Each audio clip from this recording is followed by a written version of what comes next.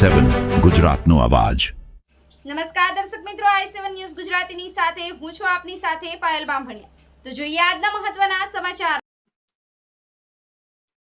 દાહોદ જિલ્લાના સિંગવડ તાલુકામાં અમુક ગામોમાં આંગણવાડીના મકાનના કામો ચાલુ હતા। તેની કામગીરી પૂર્ણ થતાં લોકાર્પણ કરવામાં આવ્યું, જેમાં સિંગવડ તાલુકા હસ્તકના ઘટક 1 અંતર્ગત આંગણવાડી કેન્દ્રો પીલપાનિયા 1, હીરાપુરા 2, રાણીપુરા જેતપુર 1, પીપળિયા 2, ફોફણ કે પાલિકા 1, જાલિયાપાડા 1 તેમજ દરોલા ખાતે પ્રધાનમંત્રી આદિ આદર્શ ગ્રામ યોજના મંજૂર થયેલ કુલ 9 આંગણવાડી કેન્દ્રોનું લોકાર્પણ કરવામાં આવ્યું।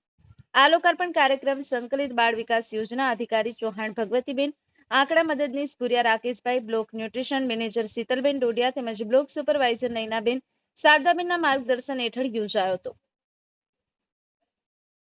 બાળ વિકાસ યોજના અધિકારી પિંકીબેન પરમાર, મુખ્ય સેવિકા ગીતાબેન બારિયા, પટેલ કૈલાસબેન અને કાર્યક્રમમાં ગામમાં સરપંચ, તાલુકા સભ્યશ્રી તેમજ ગામના આગેવાનો ઉપસ્થિત થયા હતા।